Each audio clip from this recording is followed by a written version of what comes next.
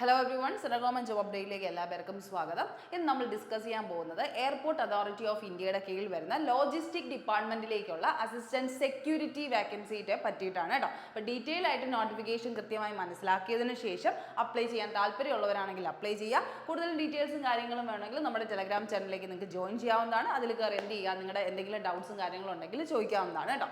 അപ്പോൾ എന്തായാലും AAI cargo logistic and allied service company എന്ന് പറയുന്ന AAI ക്ലാസ് എന്ന് പറയുന്ന ഈ ഒരു റിക്രൂട്ട്മെന്റ് വരുന്നത് ശരിക്കും 3 വർഷത്തിന്റെ ടേം റിക്രൂട്ട്മെന്റ് അനുസരിച്ചിട്ടാണ്. അതായത് 3 വർഷമായിരിക്കും നിങ്ങൾക്ക് കോൺട്രാക്ട് ബേസിസിലായിരിക്കും ഈ ഒരു ജോലി വരുന്നത്. വിത്ത് സാലറി തന്നെയാണ് കേട്ടോ.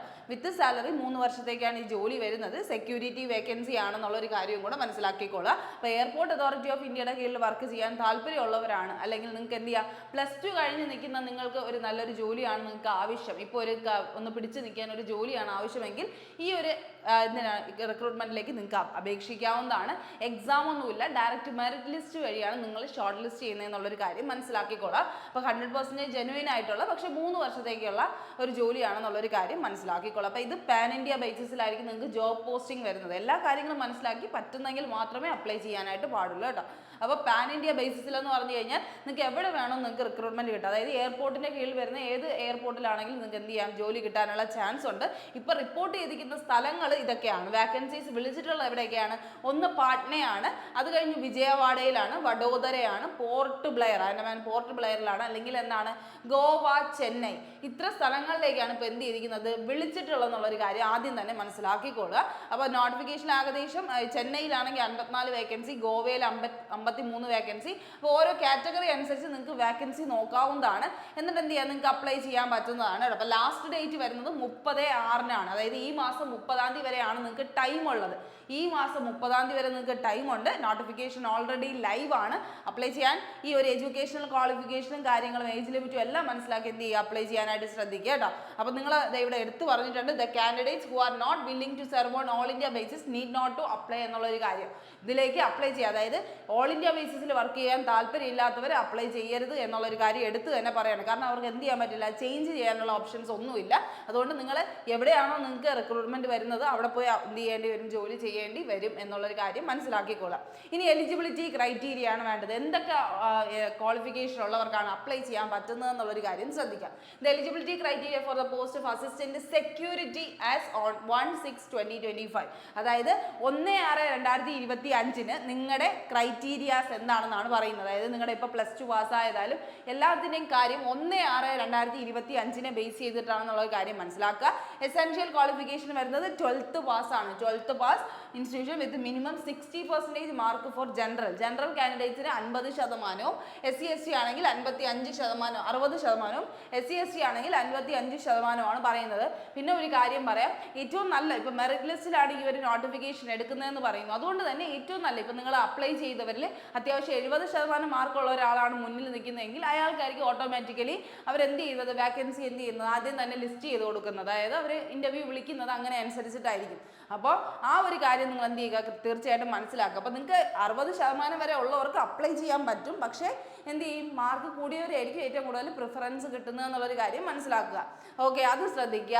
ഇനി അടുത്ത് എന്താണ്, ability to read or speak English. അത്യാവശ്യം എബിലിറ്റി ഉണ്ടായിരിക്കണം. എയർപോർട്ടിലാണ് വർക്ക് ചെയ്യുന്നത്, നിങ്ങൾക്ക് സ്പീക്ക് ചെയ്യാൻ അല്ലെങ്കിൽ റീഡ് ചെയ്യാൻ അറിയണം ഇംഗ്ലീഷ്.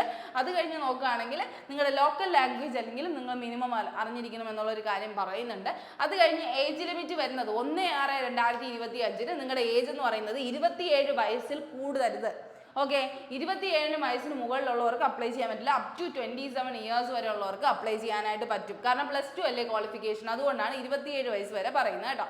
ജോബ് പ്രൊഫൈൽ എന്ന് പറയുന്നത് എന്താണ്, assistance of operational work at എയർപോർട്ടിലെ operational works, assistance to passengers baggage handling, അതായത് അവർ കൊണ്ടുവരുന്ന ബാഗും കാര്യങ്ങളും ഹാൻഡിൽ ചെയ്യുന്നതിൻ്റെ കാര്യം, ലോഡ് ചെയ്യുക, അൺലോഡ് ചെയ്യുന്ന അങ്ങനത്തെ ജോലി ഉണ്ടല്ലോ, സെക്യൂരിറ്റി ടൈപ്പ് ഓഫ് ജോലി, അല്ലെങ്കിൽ മൾട്ടി ടാസ്കിങ് ഓപ്പറേഷണൽ ആയിട്ടുള്ള ജോലി ആയിരിക്കും നിങ്ങൾക്ക് വരുന്നത്. ഓക്കെ, അപ്പം ജോലിയുടെ കാര്യത്തിലൊന്നും ഒരു ടെൻഷൻ വേണ്ട. എയർപോർട്ടിലായതുകൊണ്ട് തന്നെ നമുക്ക് അത്യാവശ്യം ഓക്കെ ആയിട്ടുള്ള സാഹചര്യമാണ്, സേഫ് എൻവയോൺമെന്റ് ആണ്, നമുക്ക് വർക്ക് ചെയ്യാൻ പറ്റുന്ന ഒരു ഫീൽഡ് തന്നെയാണെന്ന് മനസ്സിലാക്കിക്കൊള്ളുക. ഇനി അടുത്ത് ജനറൽ OBC കാറ്റഗറി ആണെങ്കിൽ 500 രൂപയാണ് വരുന്നത് കേട്ടോ. 500 രൂപയാണ് നിങ്ങൾ അഥവാ അപ്ലൈ ചെയ്യുന്നുണ്ടെങ്കിൽ നിങ്ങൾ അടയ്ക്കേണ്ട fees. SC/ST EWS women candidates ആണെങ്കിൽ നിങ്ങൾക്ക് വരുന്നത് 100 ആണ്. EWS ഉൾപ്പെടെയുള്ള വിമൺ കാൻഡിഡേറ്റ്സിന് വരുന്നത് എന്താണ്, 100 ആണെന്നുള്ളൊരു കാര്യം ശ്രദ്ധിക്കുക കേട്ടോ. അത് നിങ്ങൾ ശ്രദ്ധിച്ചോണം. പിന്നെ എന്താണ് ഇതിൻ്റെ കൂടെ എന്താണ് വരുന്നുണ്ട്, ബാങ്ക് ചാർജസ് ഒക്കെ ചിലപ്പോൾ വരാൻ ചാൻസ് ഉണ്ട്. എന്തായാലും ഈ ഒരു എമൗണ്ട് നിങ്ങൾ കൃത്യമായിട്ട് തന്നെ എന്ത് ചെയ്യുക, മനസ്സിലാക്കിക്കോളൂ കേട്ടോ, മനസ്സിലാക്കിക്കോളൂ. അപ്പോൾ നമ്മൾ പറഞ്ഞ ഡേറ്റ് മറക്കണ്ട. ഓപ്പണിംഗ് ഡേറ്റ് എന്നാണ് 9/6/2025 ഓപ്പൺ ആയിട്ടുണ്ട്. ലാസ്റ്റ് ഡേറ്റ് വരുന്നത് 30/6 അതിന് മുന്നേ തന്നെ അപ്ലൈ ചെയ്യാൻ താല്പര്യമുള്ളവർ അപ്ലൈ ചെയ്ത് കഴിയുക കേട്ടോ. അപ്പോൾ ആ വെബ്സൈറ്റ് ഇവിടെ കൊടുത്തിട്ടുണ്ട്, www.aiclass.aero എന്ന് പറയുന്ന ആ ഒരു വെബ്സൈറ്റിൽ കയറി വേണം നിങ്ങൾ എന്ത് ചെയ്യേണ്ടത്, അപ്ലൈ ചെയ്യാനായിട്ടുള്ളത് കേട്ടോ. അതിൽ തന്നെ ഏറ്റവും ഫസ്റ്റ് കിടക്കുന്ന നോട്ടിഫിക്കേഷൻ ആണ്. അതിൻ്റെ സൈഡിൽ തന്നെ എന്തുകൊണ്ട് അപ്ലൈ ലോഗിൻ എന്ന് പറയുന്ന ആ ഒരു പൊസിഷനും ഉണ്ട് കേട്ടോ. ആ കാര്യം ആലോചിക്കുക. പിന്നെ എന്താണ് ഇതിൻ്റെ ഒരു ഡിസഡ്വാൻറ്റേജ് എന്ന് പറയാൻ, 3 വർഷത്തേക്കാണ് ഇത് വിളിച്ചിട്ടിരിക്കുന്നത് എന്നുള്ളൊരു കുഴപ്പം മാത്രമേ ഉള്ളൂ. പക്ഷേ 3 വർഷം അത്യാവശ്യമായിട്ട് നിൽക്കുന്നവരാണെങ്കിൽ ഇത് ട്രൈ ചെയ്യുന്നതിൽ ഒരു തെറ്റും ഇല്ല കേട്ടോ. അപ്പോൾ സെലക്ഷൻ പ്രൊസീജിയർ എന്ന് വരുന്നത് എന്തൊക്കെയാണെന്ന് നോക്കുക. ഈ പറയുന്ന ഓൺലൈൻ ആപ്ലിക്കേഷൻ ഫോമിൻ്റെ കൂടെ എന്തൊക്കെയാണ് അറ്റാച്ച് ചെയ്യേണ്ടതെന്നുള്ളൊരു കാര്യം പറയുന്നുണ്ട്. ഏതൊക്കെ ഫയൽസ് ആണ് നിങ്ങൾ സബ്മിറ്റ് ചെയ്യേണ്ടത് എന്നുള്ളൊരു കാര്യമാണ്. അപ്പോൾ അപ്ലോഡ് ചെയ്യേണ്ട ഏതൊക്കെയാണ്, നിങ്ങളുടെ +2 certificate and mark sheet upload ചെയ്യണം. കാസ്റ്റ് സർട്ടിഫിക്കറ്റ്, കാരണം നിങ്ങളുടെ വാക്കൻസി വരുന്നത് ഏത് കാറ്റഗറി എന്ന് അറിയണമല്ലോ, അതുകൊണ്ടാണ് കാസ്റ്റ് സർട്ടിഫിക്കറ്റ് വേണം. ആധാർ കാർഡിൻ്റെ കോപ്പി ഉണ്ടായിരിക്കണം.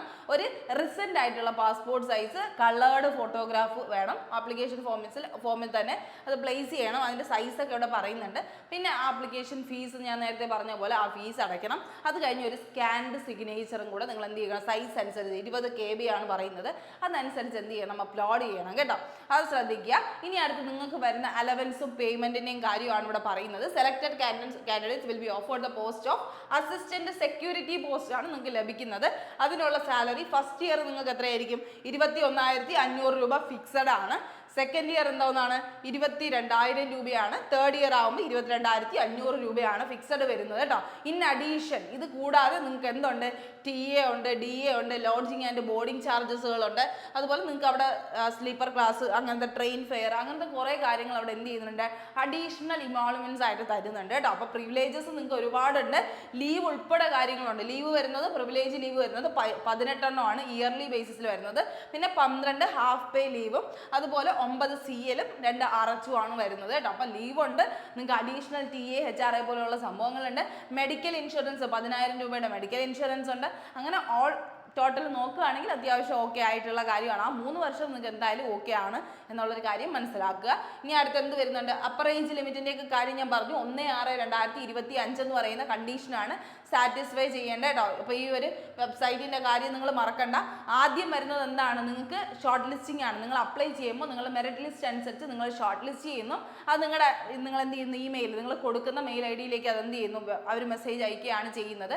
അത് ചെയ്തതിന് ശേഷം നിങ്ങൾ എന്തിനാണ് വിളിക്കുന്നത്, ഇൻ്റർവ്യൂവിലേക്കായിരിക്കും ക്ഷണിക്കുന്നത് കേട്ടോ. നിങ്ങളെ ഇൻ്റർവ്യൂവിലേക്കാണ്. Short listed candidates will be considered for engagement of fixed term contract for the selection process കഴിഞ്ഞതിന് ശേഷം നിങ്ങൾ എന്തിനു വിളിക്കും, ഈ പറയുന്ന പോലെ അത് കൊടുത്തിട്ടുണ്ട് കേട്ടോ. ഈ ഒരു നോട്ടിഫിക്കേഷൻ അത് തന്നെ കൊടുത്തിട്ടുണ്ട്. രണ്ടാമത്തെ സ്റ്റേജ് ആയിട്ട് വരുന്നത് എന്താണ്, ഈ പറയുന്ന പോലെ ഇൻ്റർവ്യൂ ആണ് വരുന്നത് കേട്ടോ. ഇൻ്റർവ്യൂ ആണ് രണ്ടാമത്തെ കണ്ടീഷനായിട്ട് വരുന്നത്. ഇൻ്റർവ്യൂവും കഴിഞ്ഞ് നിങ്ങൾക്ക് ഡയറക്റ്റ് സെലക്ഷനാണ്. ഓക്കെ, ഇൻ്റർവ്യൂ ഒരു പേഴ്സണൽ ഇൻ്റർവ്യൂ ആണ്. വലിയ ഹാർഡായിട്ടുള്ള ഇൻ്റർവ്യൂസ് ഒന്നും അല്ല. നിങ്ങൾക്ക് അത്യാവശ്യം ബേസിക് ആയിട്ടുള്ള കമ്മ്യൂണിക്കേഷണൽ സ്കിൽസും നോർമൽ എന്താണ് ഒരു രീതിയിലുള്ള ബിഹേവിയർ പാറ്റേൺ ഒക്കെ ആണോ എന്ന് മനസ്സിലാക്കാനുള്ള ഒരു ഇൻ്റർവ്യൂ ആണ്.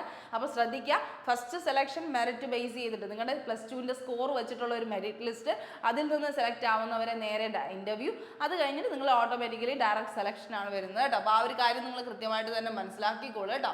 ഇത്ര കാര്യമാണ് ഇതിൽ പറയാനായിട്ടുള്ളത്.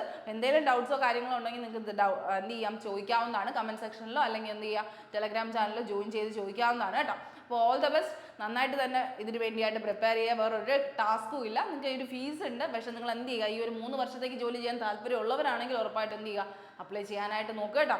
അപ്പോൾ ഓക്കെ, താങ്ക് യു.